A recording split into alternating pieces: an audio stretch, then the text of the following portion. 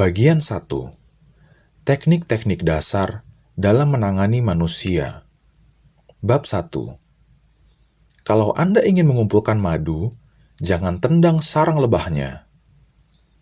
Pada tanggal 7 Mei 1931, perburuan penjahat paling sensasional di kota New York yang pernah dikenal akhirnya sampai pada klimaksnya. Setelah berminggu-minggu pencarian, Crowley, si dua senjata, sang pembunuh, perampok bersenjata yang tidak merokok dan tidak minum minuman keras, berada dalam posisi bertahan, terjebak dalam apartemen kekasihnya di West End Avenue. 150 polisi dan detektif mengepung tempat persembunyiannya. Mereka membuat lubang-lubang di atap. Mereka berusaha memancing keluar Crowley, si pembunuh polisi, dengan gas air mata. Kemudian, mereka menyiapkan senapan mesin di gedung-gedung di sekitarnya. Dan, selama lebih dari 1 jam, area pemukiman New York dipenuhi suara letusan senjata. Crowley merangkak di belakang kursi, membalas tembakan polisi tanpa henti. 10.000 orang tercekam menyaksikan pertempuran ini. Belum pernah kejadian seperti ini terjadi di pinggir jalan New York. Ketika Crowley tertangkap, Komisaris Polisi E.P. Mulrooney menyatakan bahwa si bandit dua senjata merupakan salah satu dari kriminal paling berbahaya yang pernah tercatat dalam sejarah New York. Dia akan membunuh, ujar sang komisioner, hanya karena jatuhnya sehelai bulu. Tapi bagaimana Crowley si dua senjata memandang dirinya sendiri? Kita tahu, karena tatkala polisi memberondong apartemennya, dia menulis pucuk surat yang ditujukan untuk mereka yang berkepentingan. Dan, ketika dia menulis, darah mengalir dari lukanya, meninggalkan jejak merah di kertas. Dalam suratnya ini, Crowley berkata, "Di balik pakaian saya, ada sebuah hati yang letih, tapi sebuah hati yang baik, yang tidak tega melukai siapapun." Beberapa saat sebelum hal ini terjadi, Crowley baru saja mengadakan pesta kencan dengan pacarnya di pinggir kota Long Island. Tiba-tiba, seorang polisi muncul menghampiri mobil dan meminta, "Coba saya lihat surat mengemudi Anda." Tanpa berkata sepatah pun, Crowley menarik picu senjatanya dan menembak polisi itu hingga mandi darah. Tatkala polisi yang menjadi korban itu jatuh, Crowley melompat keluar mobil, merampas senjatanya, dan menembakkan sebutir peluru lagi ke tubuh tak berdaya itu. Dan itulah si pembunuh yang berkata, "Di balik pakaian saya, ada hati yang letih, tapi sebuah hati yang baik, hati yang tidak tega menyakiti siapapun." Crowley dihukum mati di kursi listrik. Begitu dia tiba di penjara Sing Sing, apakah dia berkata, "Ini yang saya peroleh karena membunuhi orang-orang"? Tidak. Dia berkata, "Ini yang saya peroleh karena membela diri." Hal penting dari kisah ini adalah, Crowley si dua senjata tidak menyalahkan dirinya sama sekali. Apakah itu sikap yang tidak biasa di antara para kriminal? Kalau Anda mengira begitu, dengarkan ini. Saya sudah melewatkan tahun-tahun dalam hidup saya memberi orang-orang kesenangan, membantu mereka menikmati hidup, dan apa yang saya peroleh adalah perlakuan kejam sebagai orang yang diburu-buru. Itu yang diucapkan Al Capone. Ya, musuh masyarakat paling terkenal. Pemimpin geng paling kejam yang pernah membantai Chicago. Capone tidak mengutuk dirinya. Dia sebenarnya menganggap dirinya sebagai dermawan.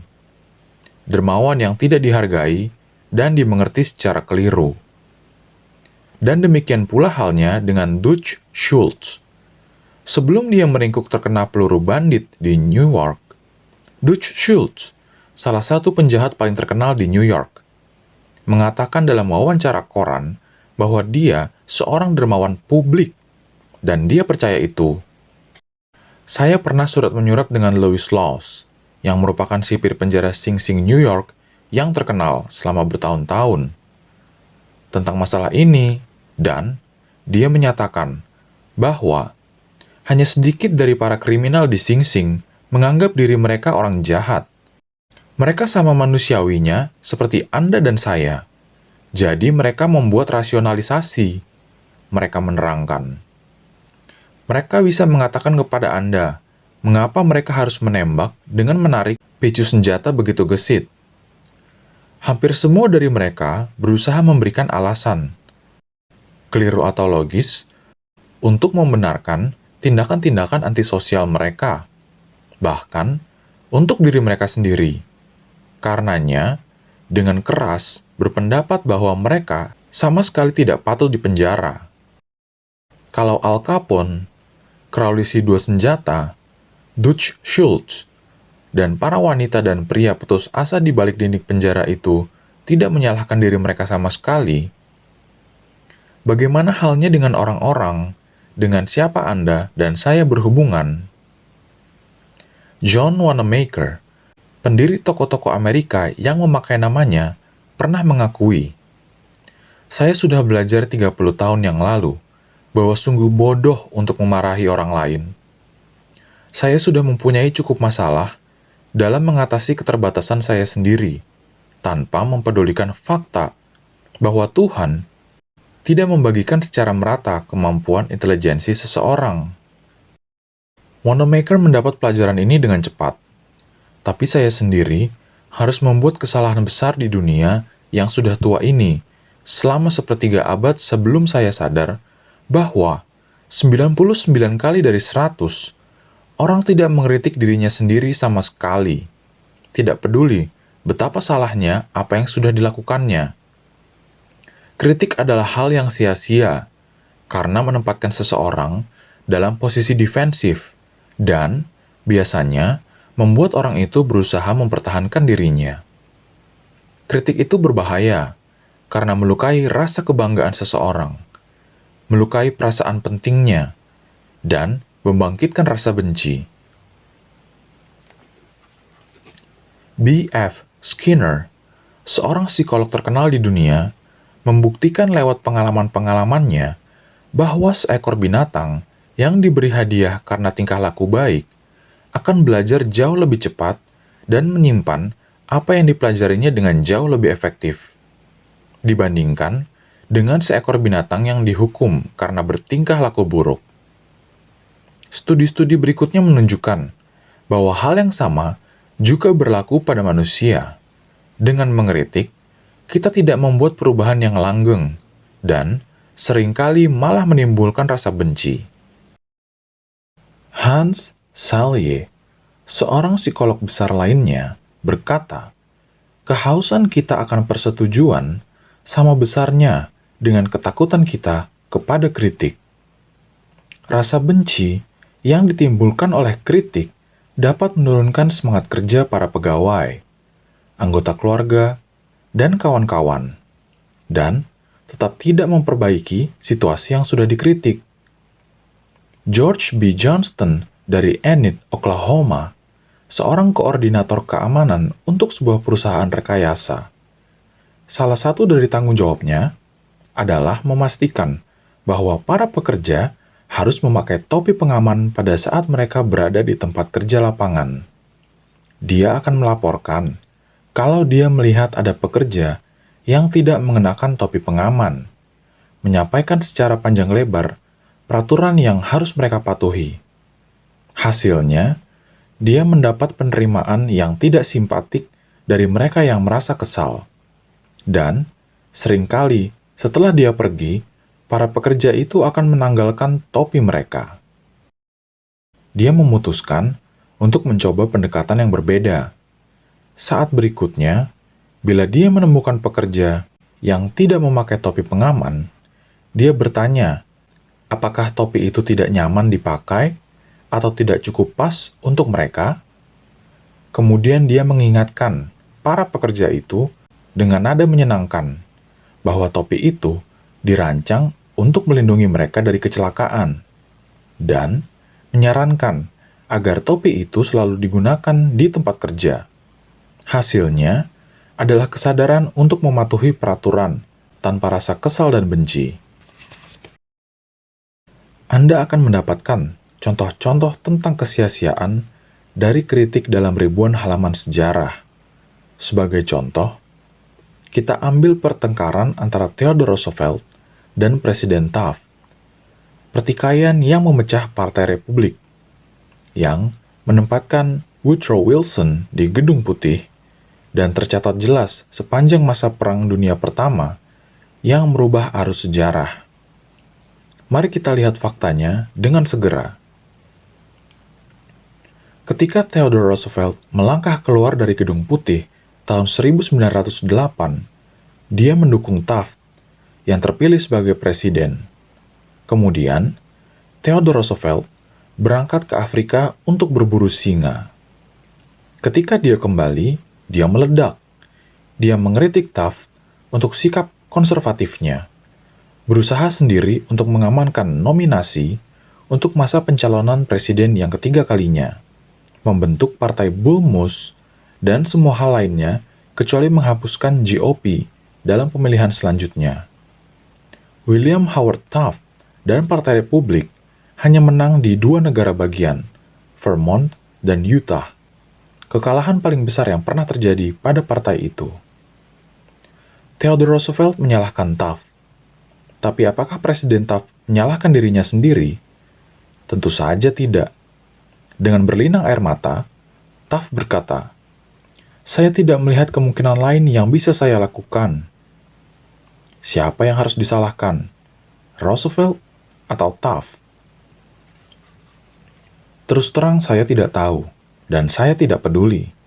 Hal penting yang saya coba ambil adalah kritik Theodore Roosevelt tidak membuat Taft mengakui bahwa dia salah.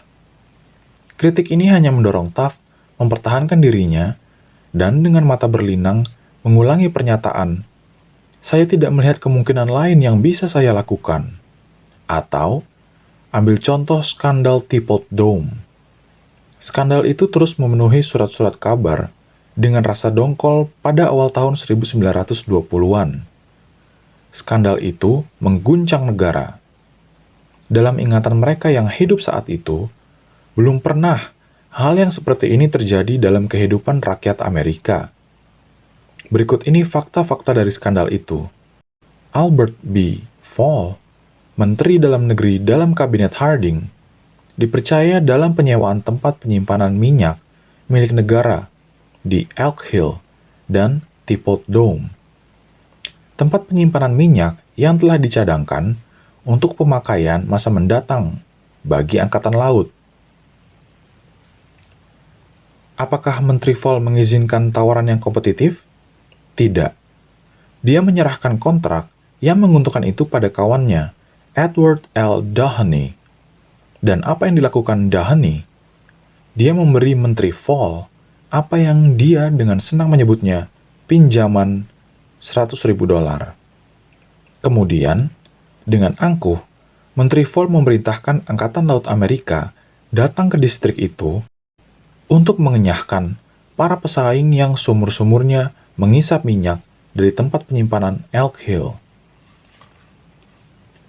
Para pesaing ini yang diusir dari tanah mereka di bawah ancaman senjata dan bayonet, bergegas datang ke pengadilan dan membongkar skandal Teapot Dome ini.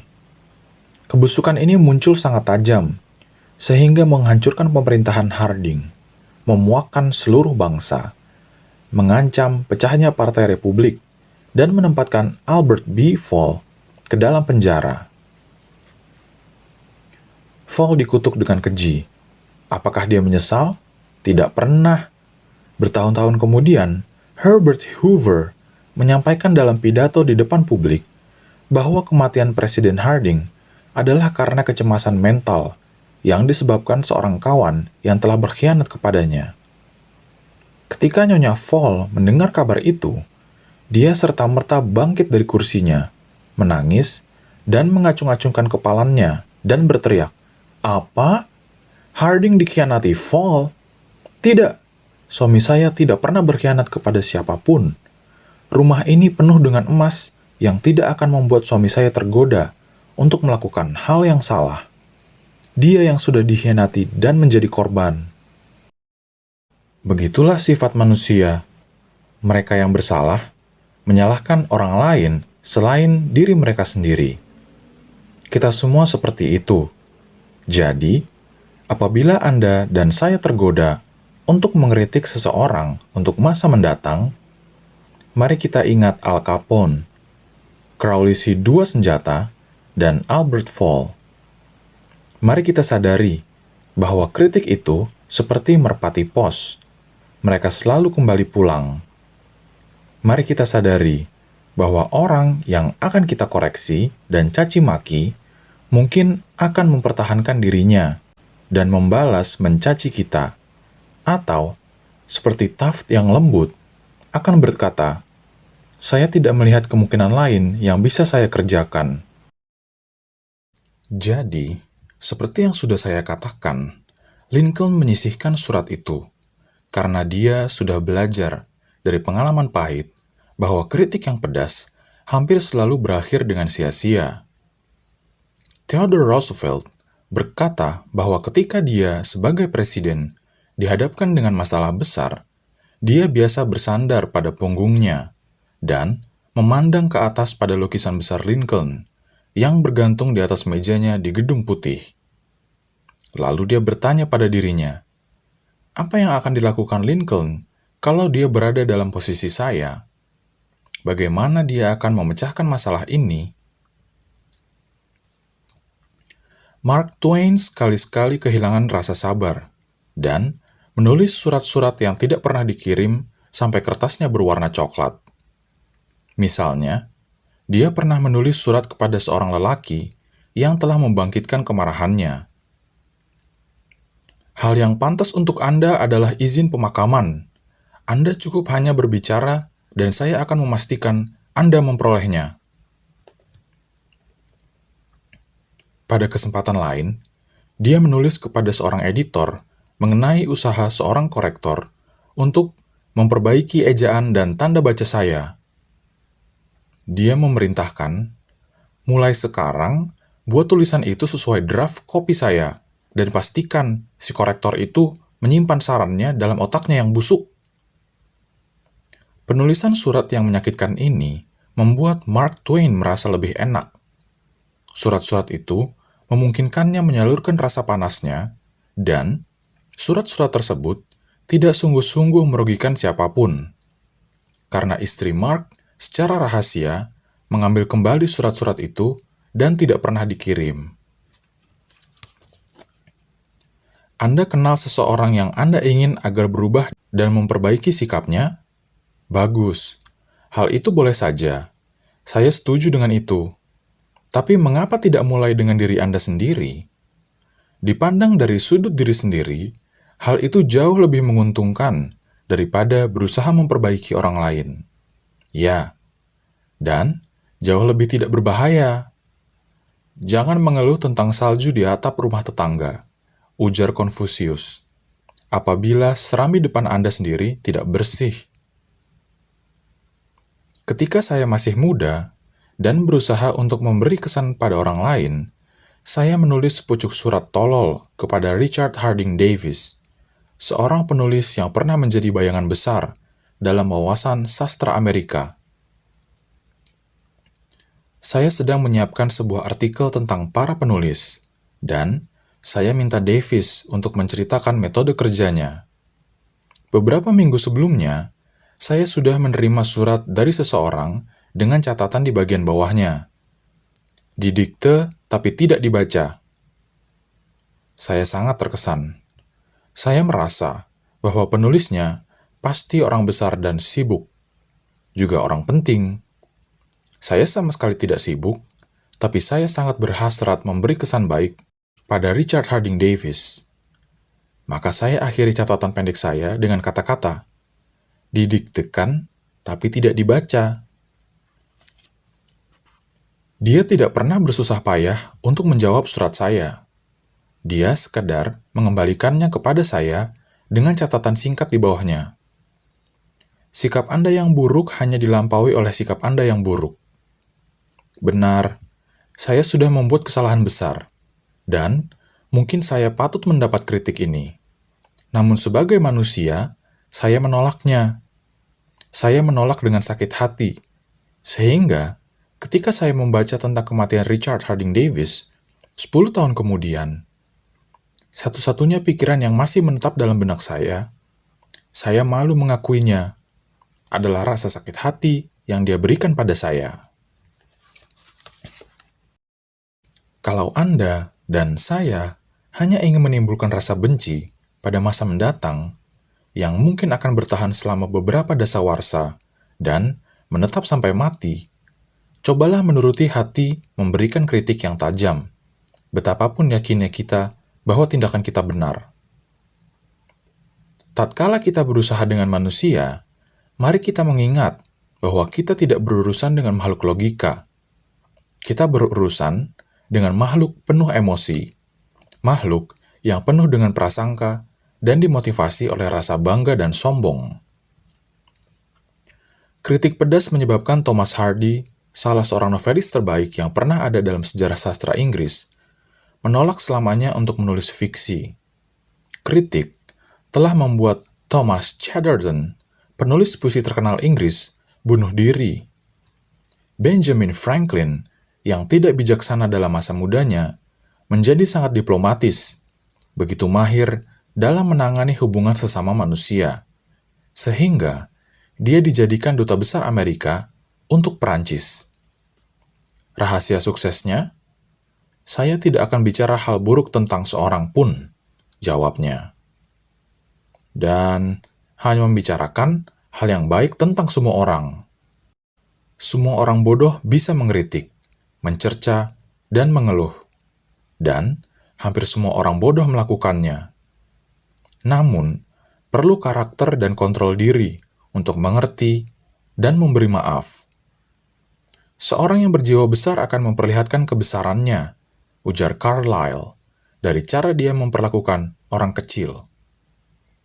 Bob Hoover, seorang pilot penguji terkenal yang sering tampil dalam pertunjukan udara, kembali pulang ke rumahnya di Los Angeles dari sebuah pertunjukan udara di San Diego. Seperti yang dijelaskan dalam majalah Flight Operations, pada ketinggian 300 kaki di udara, kedua mesinnya mendadak berhenti.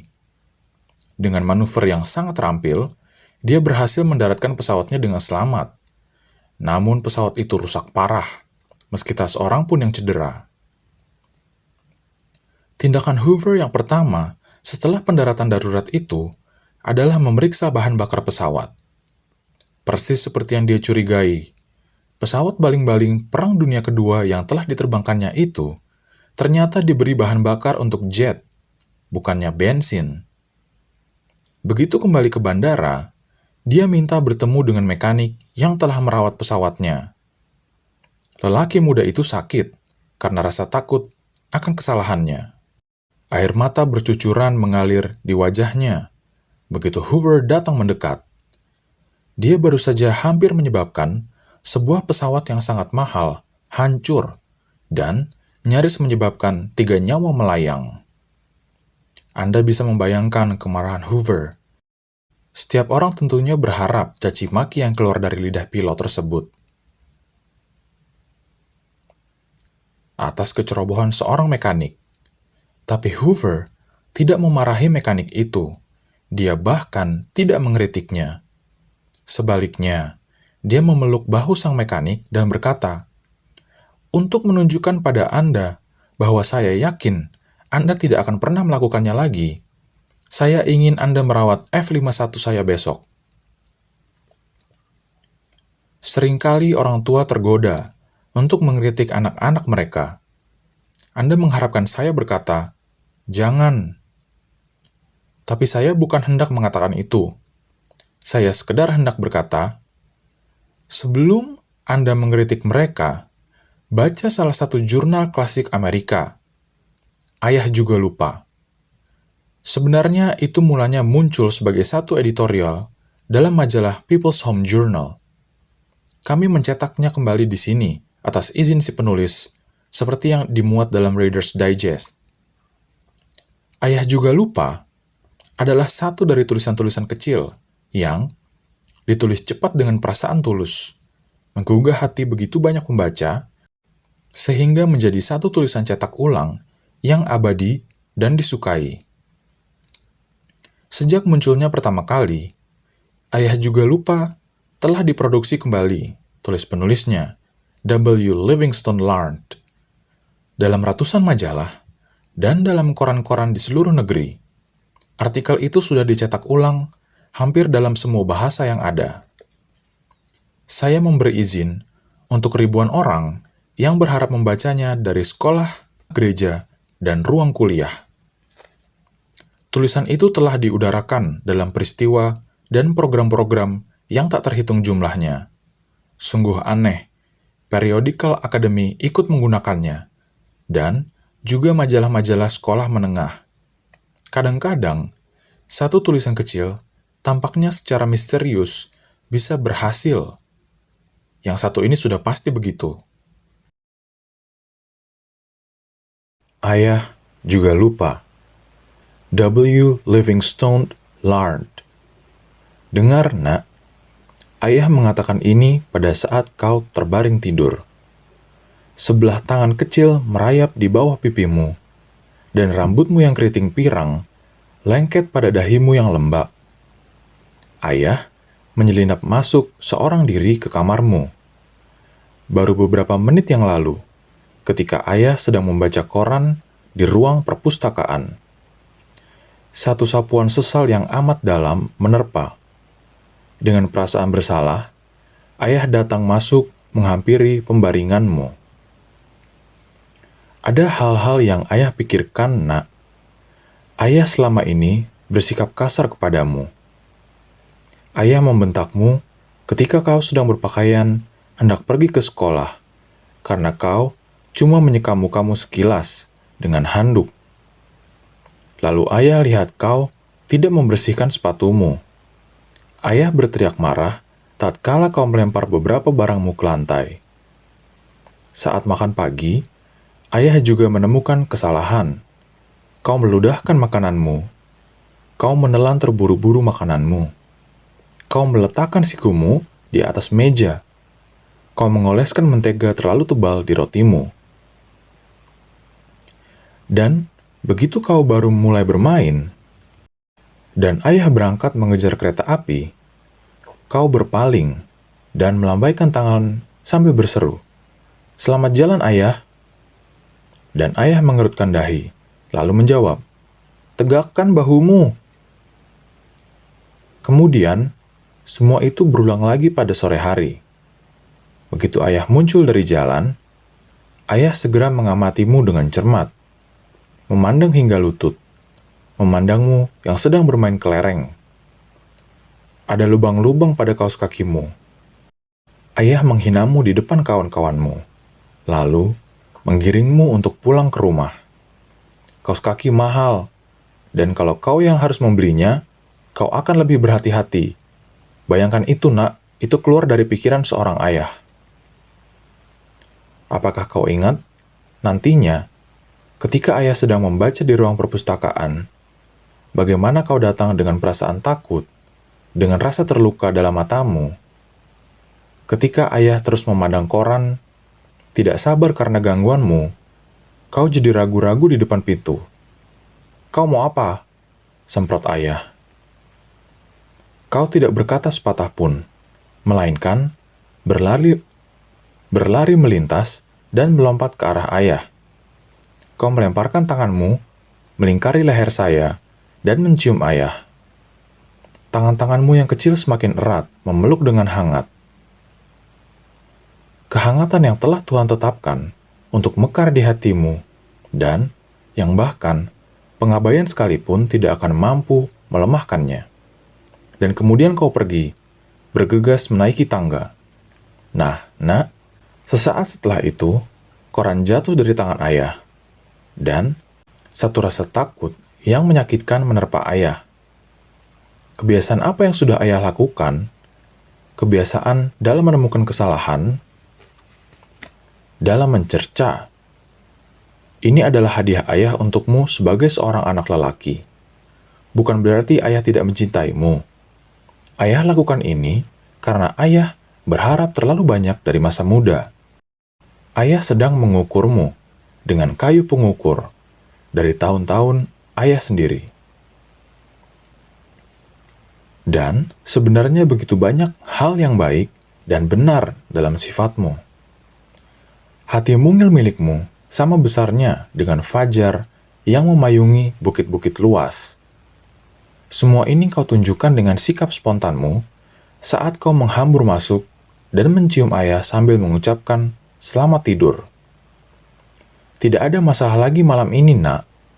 Ayah sudah datang ke tepi pembaringanmu dalam kegelapan. Dan ayah sudah berlutut di sana dengan rasa malu. Ini adalah sebuah rasa tobat yang lemah. Ayah tahu kau tidak akan mengerti hal-hal seperti ini kalau ayah sampaikan padamu saat kau terjaga.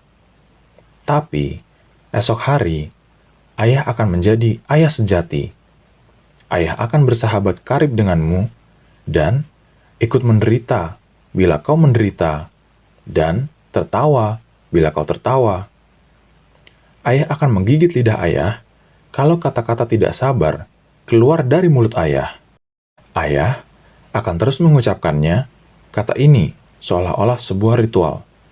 Dia cuma seorang anak kecil, anak lelaki kecil. Ayah khawatir. Ayah khawatir sudah membayangkanmu sebagai seorang lelaki. Namun, saat ayah memandangmu sekarang, nak, meringkuk berbaring dan letih dalam tempat tidurmu, ayah lihat bahwa kau masih seorang bayi. Kemarin, kau masih dalam gendongan ibumu. Kepalamu berada di bahu ibumu. Ayah sudah meminta terlalu banyak, sungguh terlalu banyak. Sebagai ganti dari mencerca orang, mari kita coba untuk mengerti mereka. Mari kita berusaha mengerti mengapa mereka melakukan apa yang mereka lakukan. Hal itu jauh lebih bermanfaat dan menarik minat daripada kritik, dan melahirkan simpati, toleransi, dan kebaikan hati. Untuk benar-benar mengenal semua, kita harus memaafkan semua. Seperti yang dikatakan Dr. Johnson, Tuhan sendiri tidak menghakimi orang hingga tiba pada akhir hari-harinya. Mengapa saya dan Anda harus melakukannya? Prinsip 1. Jangan mengkritik, mencerca, atau mengeluh.